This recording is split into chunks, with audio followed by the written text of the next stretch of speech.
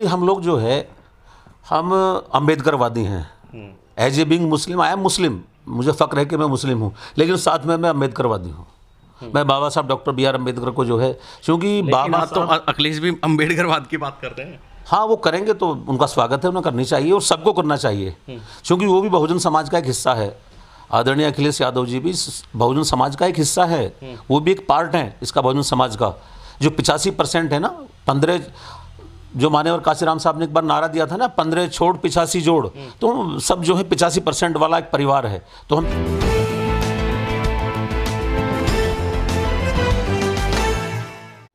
नमस्कार, मैं तेजिंदर और आप देख रहे हैं नेशन टाइम। मेरे साथ एक ऐसे शख्स हैं, हाजी सबील, जो कि बसपा में पिछले 18 वर्ष तक काम करते रहे और अब आकर न जाने क्या ऐसा हुआ, क्या बसपा की नीतियों से आहत होकर उन्होंने आज़ाद समाज पार्टी ज्वाइन की। मुस्लिमों के एक बड़े नेता हुआ करते थे, मेरठ से राजनीति करते थे, मेरठ शहर से, और अब वो आज़ाद समाज पार्टी के साथ हैं। हमारा जानने का मकसद ये है कि क्या वजह है कि मुस्लिम जो है वो या तो आज़ाद समाज पार्टी या फिर समाजवादी पार्टी की तरफ जा रहा है। ऐसे में कहीं ना कहीं बसपा को एक बड़ा नुकसान हो रहा है। तो हम बात करेंगे हाजी सबील जी से, उनसे जानेंगे कि आखिर क्या वजह रही कि बसपा के साथ 18 साल तक जुड़े रहने के बावजूद वो आज बसपा छोड़कर अन्य दल में यानी आज़ाद समाज पार्टी में चले गए। हाजी जी, क्या है, पहले थोड़ा सा मुझे बता दीजिए अपने राजनीतिक सफ़र के बारे में। आपने सवाल किया है कि बसपा हम लोगों ने क्यों छोड़ी। मेरी तरह बहुत सारे लोग हैं उत्तर प्रदेश के अंदर जिन्होंने बहुत लंबे समय तक बहुजन समाज पार्टी में एज ए कार्यकर्ता, एज ए पदाधिकारी काम किया, और नीचे से लेके ऊपर तक जितने सीनियर लोग थे जिन्होंने बहुजन समाज पार्टी को बहुजन समाज पार्टी बनाया, वो सभी लोग एक एक कर सभी छोड़कर चले गए। और इसमें सबसे बड़ी बात यह है कि 2007 में 13 मई सन 2007 को जब बहन जी ने उत्तर प्रदेश के चौथी बार मुख्यमंत्री के रूप में शपथ ली, तो उस टाइम हमारे 207 विधायक थे। उसके बाद 2012 में जब चुनाव हुआ, 7 से लेकर 12 तक सरकार चलाई बहन जी ने, और विधायक हमारे मात्र 80 जीत के आए। फिर भी बहन जी ने जो है उस पर जो है उसका विश्लेषण, उसका एनालिसिस के आखिर वजह क्या है कि 207 से हम लोग 80 पे पहुंच गए। और फिर 2014 में लोकसभा के चुनाव होते हैं, वही जो गलत नीतियां थीं उनको फॉलो करते करते 2014 में पूरा देश जानता है कि लोकसभा की एक भी सीट बहुजन समाज पार्टी नहीं जीत पाई। 2014 के बाद 2017 का विधानसभा का चुनाव आया, 207 से शुरू होकर 80 हुई और 80 से फिर मात्र 21 विधायक जीत कर आए। 21 में से भी लगभग जो है 13-14 विधायक बहुजन समाज पार्टी को छोड़कर जा चुके हैं।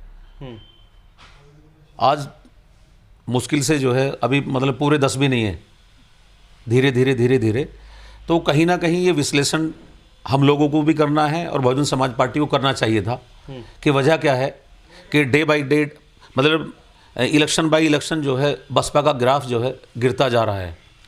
और सही बात यह है कि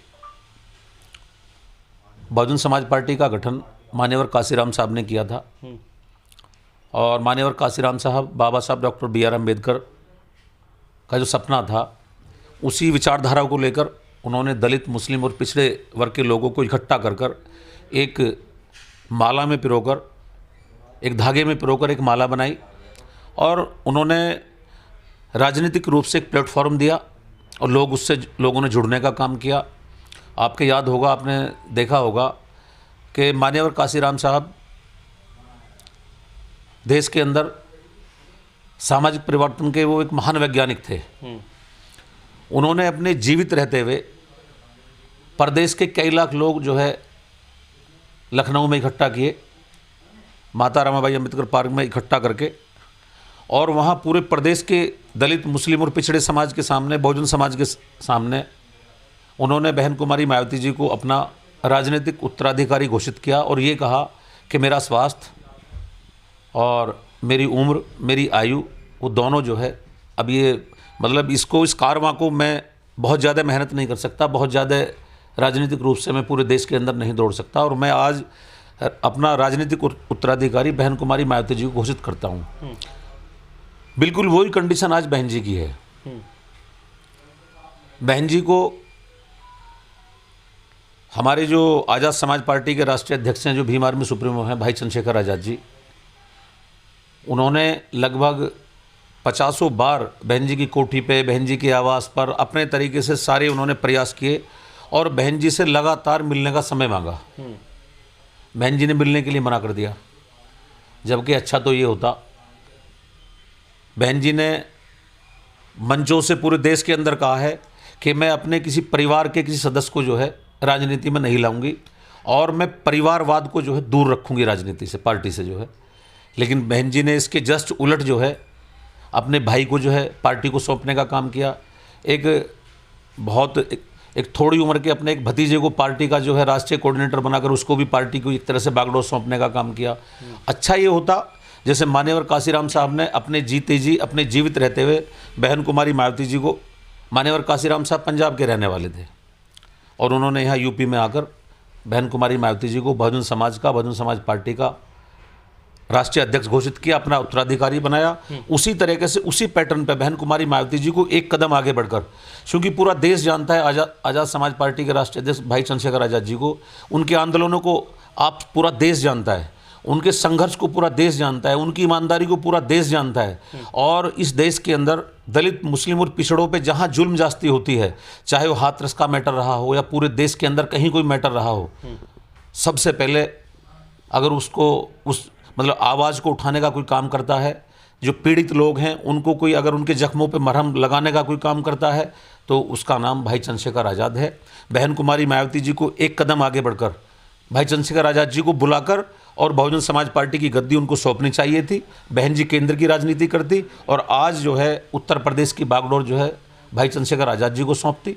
और मैं दावे के साथ कहता हूँ कि जिन चीज़ों को लेकर, जिस विचारधारा को लेकर बहुजन समाज पार्टी का गठन हुआ था, बहन कुमारी मायावती जी ने आज वो विचारधारा से बिल्कुल अलग हटके, आपको याद होगा अभी कुछ दिन पहले बहन जी ने एक पूरे देश के सामने एक अपनी जनसभा में एक पीसी में ये कहा कि मैं उत्तर प्रदेश के अंदर भगवान परशुराम का भव्य मंदिर, सबसे एक भव्य मंदिर बनाने का काम करूंगी। मंदिर से मुझे परेशानी नहीं है, मैं मंदिर को भी मानता हूँ, मस्जिद को भी मानता हूँ।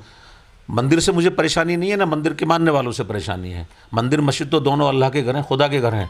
लेकिन जो उस विचारधारा का हिस्सा ही नहीं है, इस तरह की चीज़ें जो हैं, आखिर बहन जी की ऐसी मजबूरी क्या है कि बहन जी को ये कहना पड़ा, बहन जी किस दबाव में है, बहन जी को ये कहना पड़ा कि मैं अगर 5वीं बार उत्तर प्रदेश की सत्ता अगर हमें प्राप्त होती है, अगर बहुजन समाज पार्टी की अगर सरकार बनती है, तो मैं भगवान परशुराम का भव्य मंदिर उत्तर प्रदेश में बनाने का काम करूंगी। मंदिर बनाएं, वो मंदिर से हमें परेशानी नहीं है, लेकिन ये उस विचारधारा का, मान्यवर काशीराम साहब की जो विचारधारा थी, या बाबा साहब डॉक्टर BR अम्बेडकर जी की जो विचारधारा थी, या बहुजन समाज में जन्मे जो बहुत सारे हमारे महापुरुष हुए हैं, जिस विचारधारा को लेकर आज भाई चंद्रशेखर आज़ाद जी, भीम आर्मी आज़ाद समाज पार्टी चलने का काम कर रही है, ये उस विचारधारा का हिस्सा नहीं है।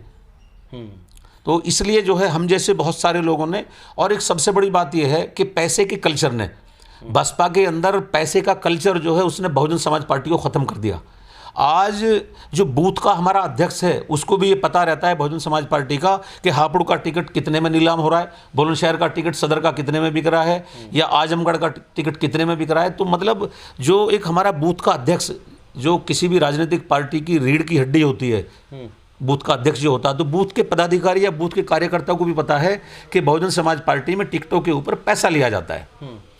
और बहन कुमारी मायावती जी को बहुजन समाज से कोई लेना देना नहीं है। मैं बड़ी सच्चाई के साथ कहना चाहता हूँ, जो मैंने महसूस किया है, उन्होंने जो 4 बार मुख्यमंत्री रहते हुए उन्होंने एक बहुत बड़ा जो एम्पायर खड़ा किया है धन दौलत का, उसको बचाने के लिए आज वो राजनीति कर रही है, उसको बचाने की जद्दोजहद उनकी जारी है। वरना जो बहुजन समाज में जन्मे जो महापुरुष थे, उनका जो सपना था, जिसको लेके चली थी, जिनको मान्यवर काशीराम साहब लेके चले थे, उससे वो बहुत कहीं, अब आज की डेट में बहुजन समाज पार्टी या बहुजन समाज पार्टी के नेता का उससे कोई लेना देना नहीं है। अभी बिजनौर में एक बहन को जो है बलात्कार करके मारा गया, एक बहन को, मनीषा वाल्मीकि नाम एक बहन थी वहाँ हाथरस में, उसको मारा गया। आज तक बहन जी ने अगर उसके ऊपर कोई, उसके परिवार से मिली हो, उसके घर में गई हो, चाहे बिहार हो, चाहे मध्य प्रदेश हो, चाहे उत्तर प्रदेश हो, चाहे हरियाणा हो, चाहे राजस्थान हो, चाहे पंजाब हो, जहाँ बहुजन समाज के लोगों पर जुल्म जास्ती होती पार्टी के है। लोग तो गए उनके घर, बहुत बाद में, ट्वीट से काम नहीं चलता। पार्टी के लोग गए वहाँ पार्टी के लोग गए होंगे, लेकिन और मुझे लगता है कि दूसरे दिन ही पार्टी के लोग गए थे वहाँ। वहाँ हमारे नेता वाल्मीकि के हैं, यहाँ हाँ, हमारे जो राष्ट्रीय अध्यक्ष, उन्होंने तो वहाँ रात गुजारी है। उन्होंने वहाँ उसके घर पे कयाम किया है, उनके घर पे जो है ठहरने का काम किया है, उनको गले से लगाने का काम किया है। और अभी उसको 1 साल हो गए बहन मनीषा वाल्मीकि वाले मैटर को। तो उत्तर प्रदेश के मुख्यमंत्री जो है माननीय योगी आदित्यनाथ जी, उन्होंने 3 घोषणा की थी कि एक तो मैं सरकारी नौकरी दूंगा बहन मनीषा वाल्मीकि के परिवार को, उन्होंने एक मकान सरकारी आवास देने का एक उन्होंने जो है वादा किया था, एक उन्होंने उनके घर की तरफ जो रास्ता जाता है जो भूलगढ़ी गांव है उसको बनाने का काम किया था। लेकिन 1 साल तक तीनों घोषणाओं पर जब कोई अमल नहीं हुआ तो रातों रात वहाँ जो है अचानक भाई चंद्रशेखर आज़ाद जी अपने साथ में हज़ारों कार्यकर्ताओं को लेकर वहाँ उन्होंने पहुँचने का काम किया। और जब उन्होंने वहाँ कहा कि मैं डिस्ट्रिक्ट मजिस्ट्रेट अलीगढ़ के यहाँ और कमिश्नर के यहाँ धरना दूंगा, तो रातों रात वो रास्ता भी बन गया और रातों रात वो सारे काम हुए जिनका उन्होंने वादा किया था। लेकिन बहन जी तो कभी नहीं बोली, बहुजन समाज पार्टी ने कभी नहीं उस परिवार को जाके अगर पूछा हो, या और रात को वहीं वो रुके हैं, उसी के घर पे खाना खाया है और नीचे वहीं पे उसके घर पे बहन मनीषा वाल्मीकि के घर पे उन्होंने जो है रात्रि विश्राम किया है, रात को वहीं रहे हैं और उनके दुख सुख में जो है वो शामिल रहे हैं, जब भी शामिल रहे, अब भी शामिल रहे। और आप पूछ रहे थे सबसे बड़ी जो परेशानी है वो वहाँ पैसे का कल्चर है। बहुजन समाज पार्टी के लाखों कार्यकर्ता जिन्होंने अपना झंडा डंडा उठाते हैं, जिन्होंने अपने खून पसीने से इस पार्टी को सींचा है, मेरे साथ बहुत सारे लोग रहे। एमपी का चुनाव वो नहीं लड़ सकते, एमएलए का चुनाव वो नहीं लड़ सकते, लेकिन जिला पंचायत के टिकट भी 25-25 लाख रुपए में बेचोगे आप। नगर पालिका के या नगर निगम के जो पार्षदों के जो टिकट हैं वो भी 20-20, 25-25 लाख रुपए में आप बेचोगे।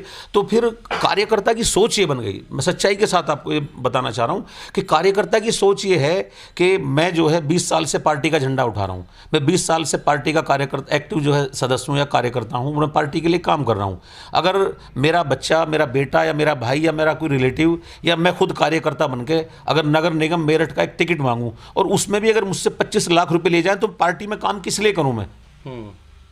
तो अच्छा, ये 3 वजह आपने मुख्य बताई। एक पार्टी में जो है वो पैसे का कल्चर है, दूसरा कल्चर कि लोकतांत्रिक तरीके से उत्तराधिकारी का चुनाव हो, जो कि अभी हुआ नहीं है बसपा में, और तीसरा जो है वो घटनाओं पर नहीं जाती, हाँ, कार्यकर्ता मिलने का पैसा लिया जाता है। अच्छा, मैं अपने राष्ट्रीय अध्यक्ष से अगर मैं अभी कहूँ कि भाई जी मुझे आपसे मिलना है, तो कह देंगे सुबह 10 बजे आ जाइए मिलने के लिए। लेकिन वहाँ मैं खुद लेके गया हूँ लोगों को मिलवाने के लिए। वहाँ अगर विधानसभा अध्यक्ष हमारा ये चाहे बहुजन समाज पार्टी का कि मैं अपने राष्ट्रीय अध्यक्ष से बहन कुमारी माती से मिलना चाहूँगा, जीवन में मिल ही नहीं सकता। अगर उसके पास पैसे होंगे तो वो मिल पाएगा, वरना पैसे नहीं होंगे तो वो नहीं मिल पाएगा।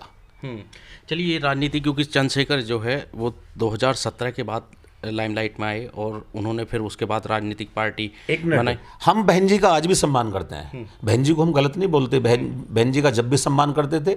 और बहन जी जो है बहुजन समाज की बेटी हैं, उनके बारे में ना हम गलत सुनते हैं ना गलत कहते हैं। लेकिन जो सच्चाई है, चूँकि कहीं ना कहीं चाहे बूथ का सदस्य हो, चाहे कोई बड़ा पदाधिकारी हो, उसका समय भी उसमें लगता है, उसका पैसा भी उसमें लगता है पार्टी में, और उस बहुत सारी उम्मीदें उसकी भी होती हैं। 2007 से लेकर 2012 का जो कार्यकाल रहा बहुजन समाज पार्टी का, वो कार्यकाल कैसे देखते हैं, अगर खासकर मुस्लिम समुदाय है उसको नज़र में रखते हुए?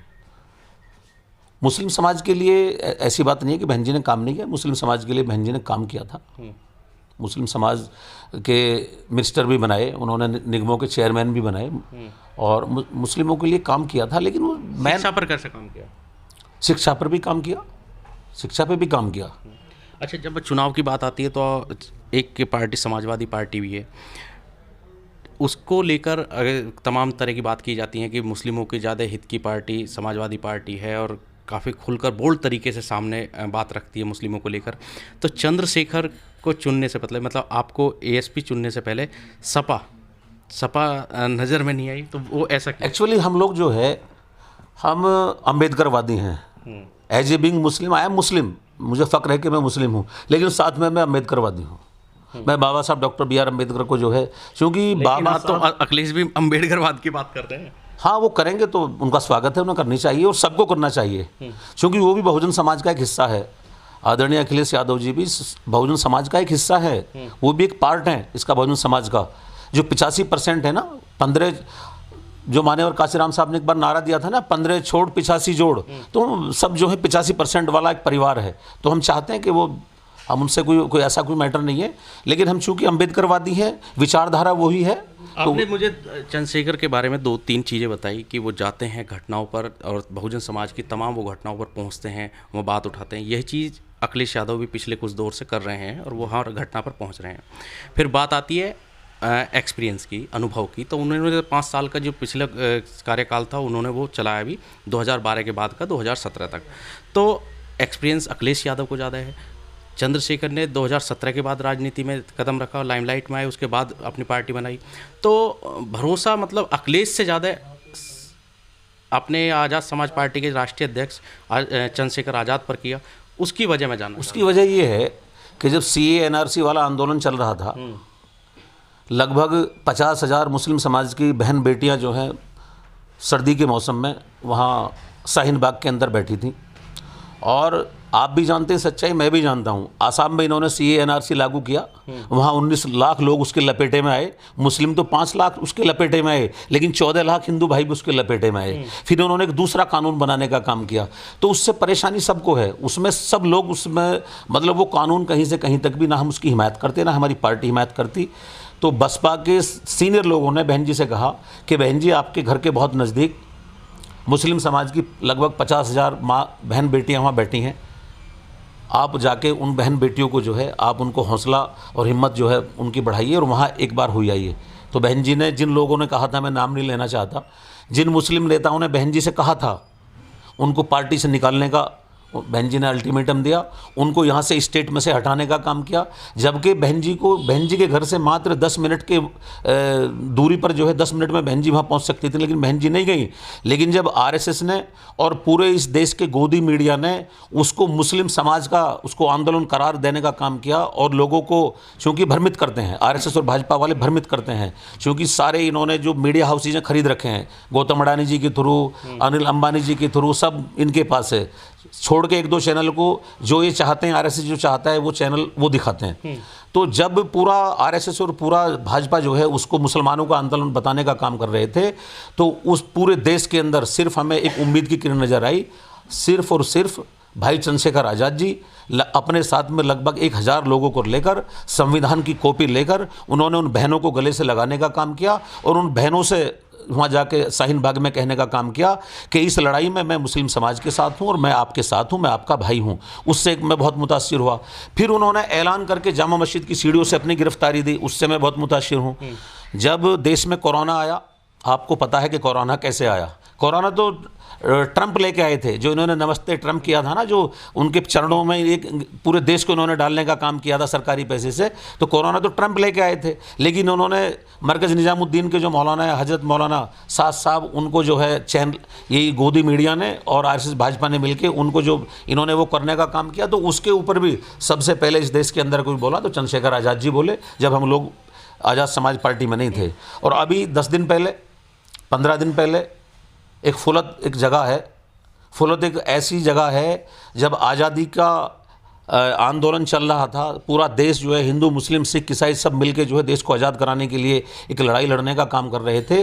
फुलत एक ऐसा गांव है, एक ऐसा ऐतिहासिक गांव है कि उस गांव के हर परिवार से 1-1, 2-2, 3-3, 4-4 लोगों ने शहादत दी है। देश की स्वतंत्रता की जो आज़ादी की जो लड़ाई थी उसमें वो लोग शहीद हुए हैं।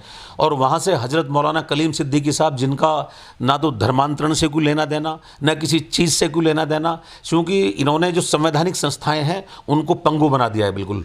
सुप्रीम कोर्ट के 4 सीनियर जज कह चुके हैं कि इस देश के लोकतंत्र पे जो है खतरा मंडरा रहा है, इस देश का लोकतंत्र छिन्न भिन्न हो गया है, देश के संविधान पे खतरा है। इन्होंने अभी उनको एक झूठा आरोप लगाकर धर्मांतरण का, क्योंकि ये साबित करें ना, 10 लोगों को लाके दिखाएं मीडिया के सामने, उत्तर प्रदेश सरकार, और उनको ATS ने, उत्तर प्रदेश ATS ने उठा के उनको जेल में डालने का काम किया है, जबकि उनका कोई लेना देना नहीं है धर्मांतरण से या इन चीज़ों से। जबकि 15 दिन पहले उन्होंने मोहन भागवत जी के साथ मंच शेयर किया है, जब वो धर्मांतरण करा रहे थे। तो मोहन भागवत जी, मैं सवाल पूछना चाहता हूँ उत्तर प्रदेश सरकार से कि जब वो इतने गलत आदमी हैं, वो धर्मांतरण कराते हैं लालच या लोभ दे देकर, तो मोहन भागवत जी ने जिस दिन उनको अरेस्ट किया है, जस्ट 15 दिन पहले बॉम्बे के अंदर मोहन भागवत जी ने उनके साथ मंच शेयर क्यों किया है? उनके साथ बहुत सारी तस्वीरें हैं, बहुत सारी वीडियो हैं। तो वो बताए उत्तर प्रदेश सरकार या केंद्र सरकार बताए कि जब वो धर्मांतरण कराते हैं तो उनके साथ उन्होंने मंच शेयर क्यों किया महाराष्ट्र के अंदर? हाजी जी मैं समझ और गया। उसकी भी आवाज़ अगर किसी ने उठाई, मैं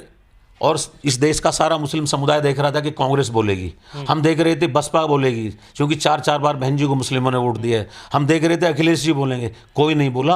अगर उस पर भी सबसे पहले कोई बोला तो उसका नाम भाई चंद्रशेखर आज़ाद है। और भाई चंद्रशेखर आज़ाद जी ने हम लोगों को फ़ोन किया, निजाम चौधरी जी जो पश्चिम उत्तर प्रदेश के प्रभारी हैं, मैं भी पश्चिम उत्तर प्रदेश का प्रभारी हूँ, राष्ट्रीय अध्यक्ष जी ने फ़ोन किया कि मुझे वहाँ मौलाना के यहाँ जाना है, उनके परिवार से मैं मिलूंगा। और इस लड़ाई में, दुख की इस घड़ी में, मैं हजरत मौलाना कलीम सिद्दीकी साहब के परिवार के साथ हूँ। हम लोग वहाँ गए खतौली, मौलाना के परिवार से मिले और उस गांव के सैनी समाज के लोगों से हम मिले, उस गांव के एससी समाज के लोगों से हम मिले, जो हिंदू समाज के लोग वहाँ फुलत गांव के अंदर हैं। उन्होंने कहा कि कभी आज तक ऐसा कोई मैटर नहीं है, तो बहुत अच्छे लोग हैं बहुत, और यहाँ आज तक ऐसा कोई इनका उदाहरण हमारे सामने नहीं आया।